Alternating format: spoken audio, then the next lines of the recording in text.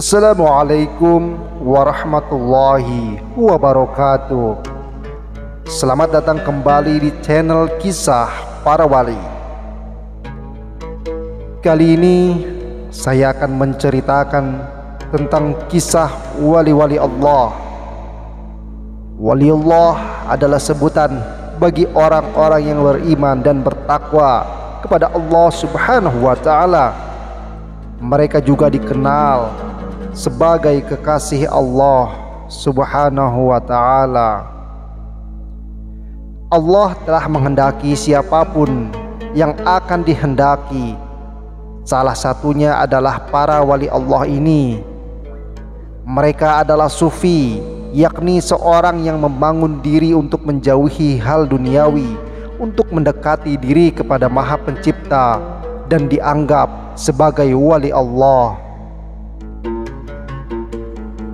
Keempat, wali Allah ini memiliki karomah tersendiri yang ditunjuk oleh Allah Subhanahu wa ta'ala. Ada 4 wali Allah yang dikenal sebagai wali kutub, yang dianggap bertugas penjaga alam semesta. Yang pertama, Syekh Abdul Qadir Al-Jailani. Syekh Abdul Qadir Al-Jailani adalah seorang ulama fikih yang sangat dihormati dan dianggap wali Allah dalam dunia tarekat dan sufisme. Bagi para pengamal tarekat, nama Syekh Abdul Qadir tentu sudah tidak asing lagi. Ia adalah seorang wali Allah yang bergelar Sultanul Aulia, alias rajanya para wali. Hal itu sebagaimana diungkap dalam kitab Al-Fawaidul Al-Mukhtarah karya Habib Ali Hasan Baharun.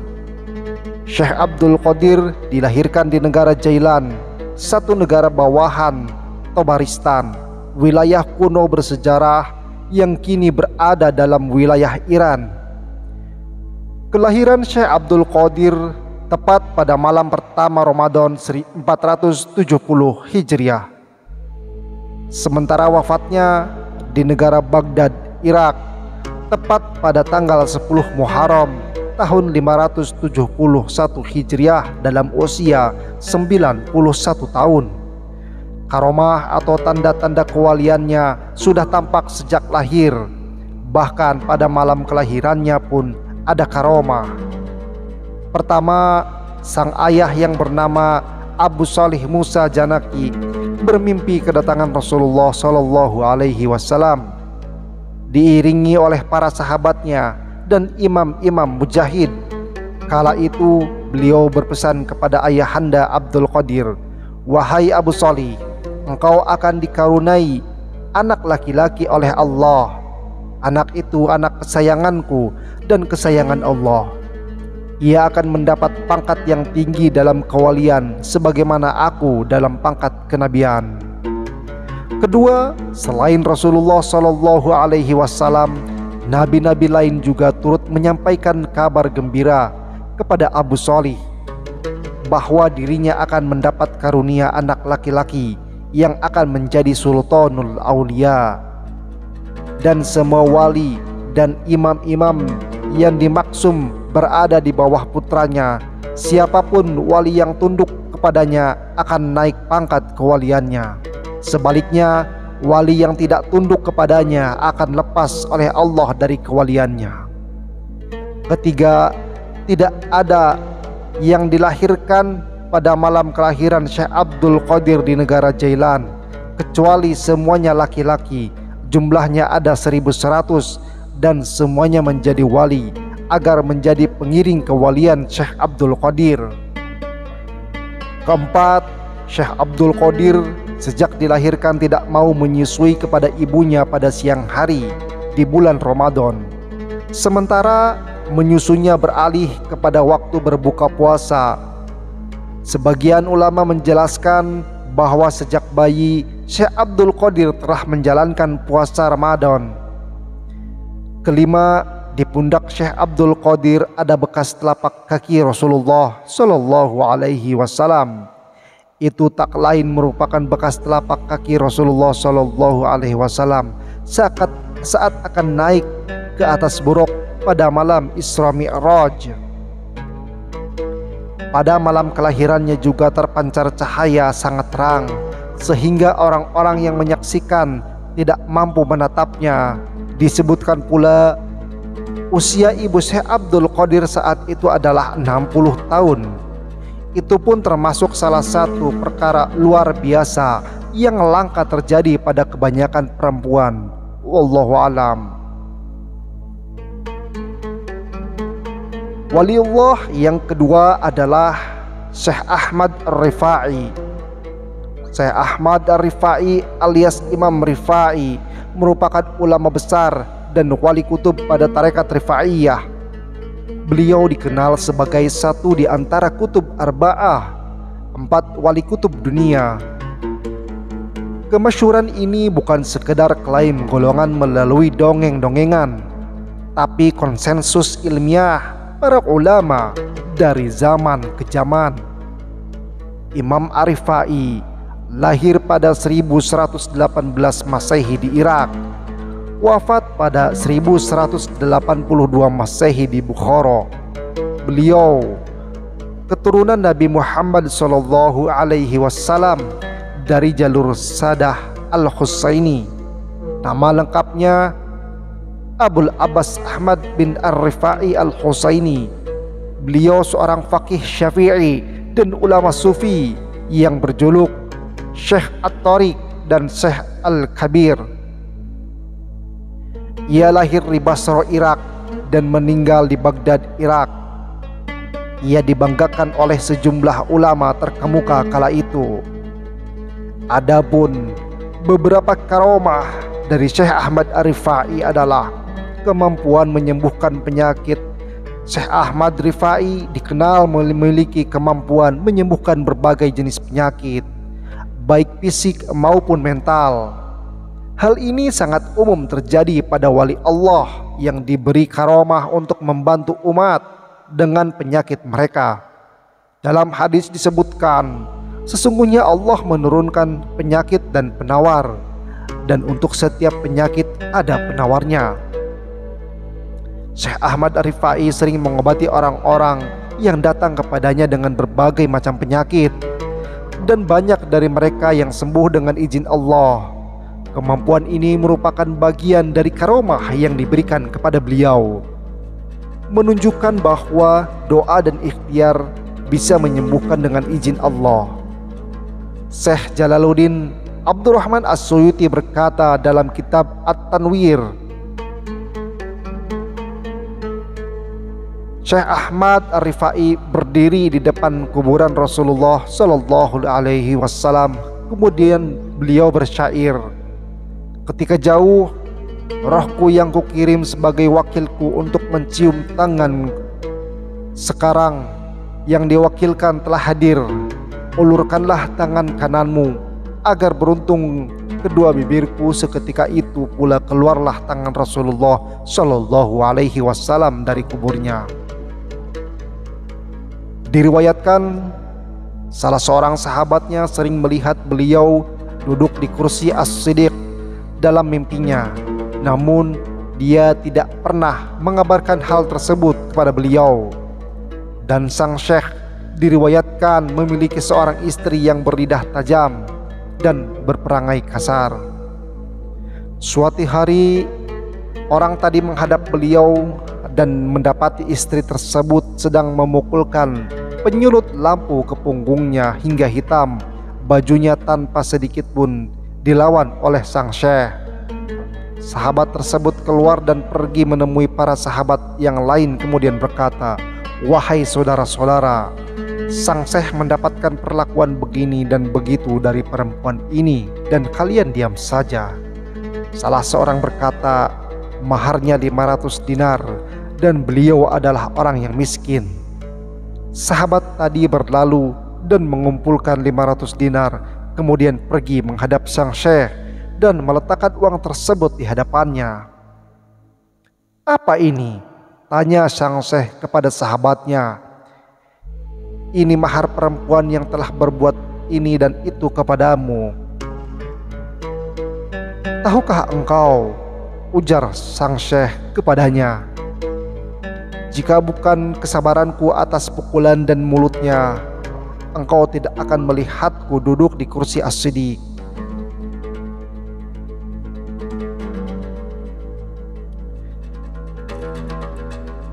Waliullah yang ketiga adalah Syekh Ahmad Al-Badawi. Syekh Ahmad Al-Badawi atau Imam Badawi merupakan sufi besar dan pendiri tarekat Badawiyah. Beliau satu di antara kutub arba'ah wali kutub dunia. Kemasyhuran ini bukan sekedar klaim golongan melalui dongeng-dongengan, tapi konsensus ilmiah para ulama dari zaman ke zaman.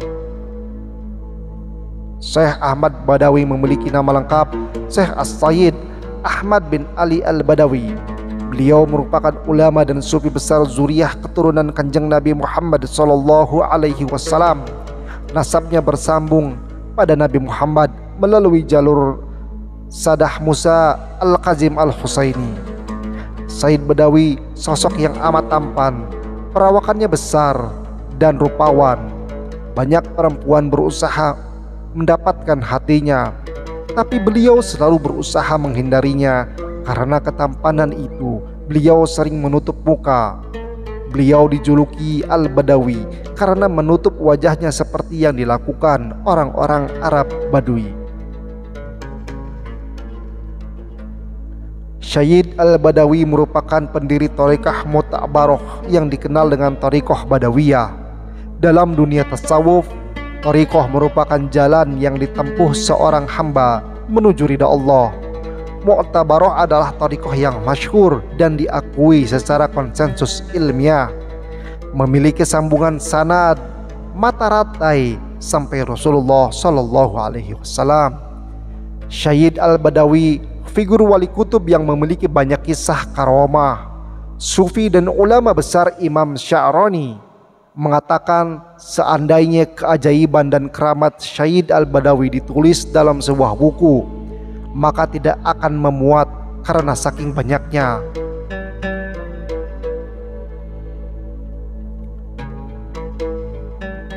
Yang keempat, waliullah yang keempat adalah Syekh Abu Hasan As-Sazili. Imam Abu Hasan As-Sazili, pendiri Thariqah Saziliyah, adalah seorang wali agung yang namanya selain dikaitkan dengan Syekh Abdul Qadir Jailani. Hal ini dikarenakan keduanya memiliki derajat kewalian yang sama. Pada tahun 593 Hijriah, lahirlah seorang keturunan Rasulullah di desa Ghumaro, sebuah perkampungan dekat dengan kota Ceuta di negara Maroko. Orang tuanya memberikan ia nama Ali, kelak ia akan lebih dikenal dengan julukan Abu Hasan As-Sazili. Ali tumbuh dalam lingkungan yang sangat taat beragama. Ayahnya bernama Abdullah bin Abdul Jabbar. Para ahli sejarah sepakat bahwa beliau adalah keturunan dari Sayyidina Hasan, cucu Rasulullah Sallallahu Alaihi Wasallam. Menurut Ibnu Athaillah As-Sakandari dalam kitab Lataif Al-Minan, leluhur Imam Abu Hasan As-Sazili adalah Isa bin Muhammad bin Sayyidina Hasan. Sedangkan menurut Ibnu Iyad dalam kitab Mufakhir Al-Ulya fi Al-Ma'thasir Asy-Syaziliyah, leluhur Imam Abu Hasan As-Sazili adalah Isa bin Idris bin Umar bin Idris bin Abdullah bin Al-Hasan Mutsana bin Sayyidina Hasan. Imam Abu Hasan As-Sazili memiliki postur tubuh yang kurus, jari jemari yang panjang, warna kulit yang bagus. Ia sangat fasih berbicara, ucapannya sangat lembut. Selain itu, ia selalu memakai pakaian yang indah dan menunggangi hewan tunggangan yang gagah. Terkadang ia juga tak segan untuk memakai pakaian sederhana, akan tetapi beliau tidak memakai pakaian yang ditambal sebagaimana beberapa kaum sufi lainnya. Sultanul Aulia Syekh Abu Hasan As-Sazili adalah seorang yang dianugerahi karamah yang sangat banyak. Tidak ada yang bisa menghitung karamahnya kecuali Allah Subhanahu wa Ta'ala. Dan ini adalah 18 karomah Syekh Abu Hasan As-Sajili. Yang pertama, Allah Subhanahu wa Ta'ala menganugerahkan kepada beliau kunci seluruh asma-asma, sehingga seandainya seluruh manusia dan jin menjadi penulis untuk menulis ilmu-ilmu beliau, mereka akan lelah dan capek, sedangkan ilmu beliau belum habis. Yang kedua, beliau sangat terpuji akhlaknya, mudah menolong. Kedermawanannya dari sejak usia anak sampai ketika umur 6 tahun telah mengenyangkan orang-orang yang kelaparan pada penduduk negara Tunisia dengan uang yang berasal dari alam ghaib.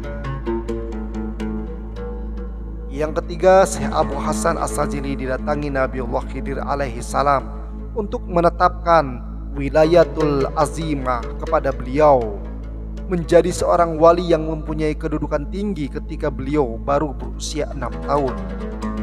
Yang keempat, waliullah asal Maroko tersebut bisa mengetahui batin isi hati manusia.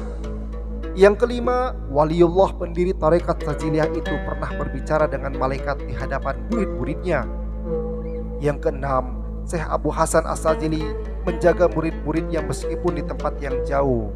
Yang ketujuh, mampu menampakkan Ka'bah dari negara Mesir. Yang kedelapan, tidak pernah putus atau menjumpai Lailatul Qadar semenjak usia balik hingga beliau wafat. Sehingga beliau berkata, apabila awal puasa Ramadan jatuh pada hari Ahad, maka Lailatul Qadar jatuh pada malam 29. Awal puasa pada hari Senin, Lailatul Qadar malam 21. Awal puasa pada hari Selasa, Lailatul Qadar malam 27. Awal puasa pada hari Rabu, Lailatul Qadarnya malam 19.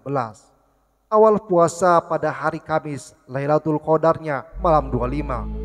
Awal puasa pada hari Jumat, maka Lailatul Qadarnya pada malam 17.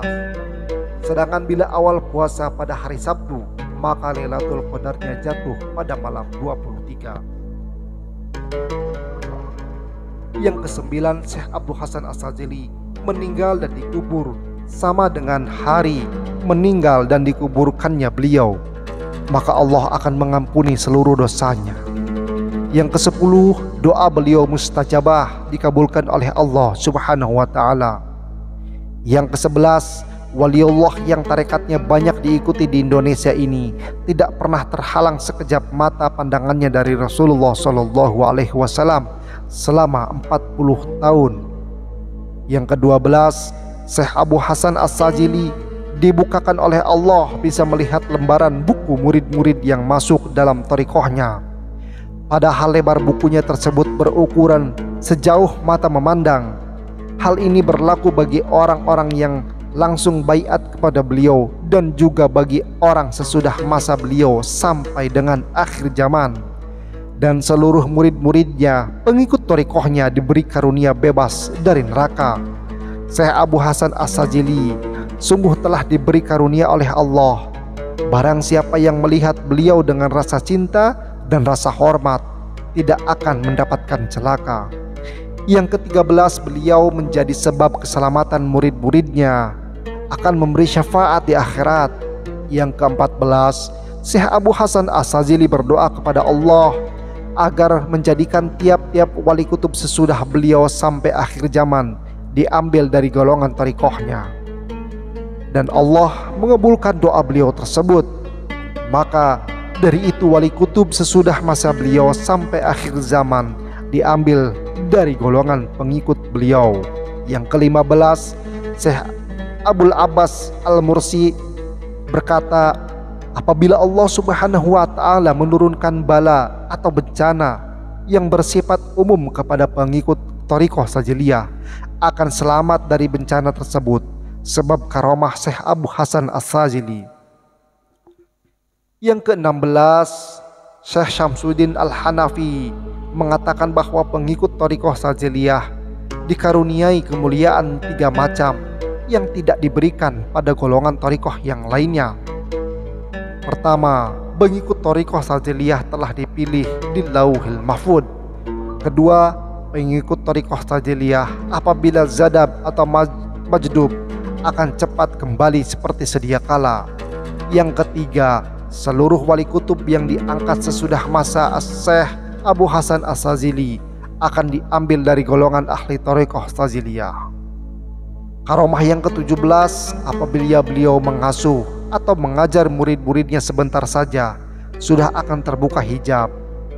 Dan karomah yang ke-18, Rasulullah Shallallahu Alaihi Wasallam memberikan izin bagi orang yang berdoa kepada Allah dengan bertawasul pada Syekh Abi Hasan As-Sadzili. Demikianlah kisah-kisah dan karomah dari 4 wali kutub, wali-wali Allah yang diangkat sebagai wali kutub yang bertugas penjaga alam semesta. Wallahu a'lam.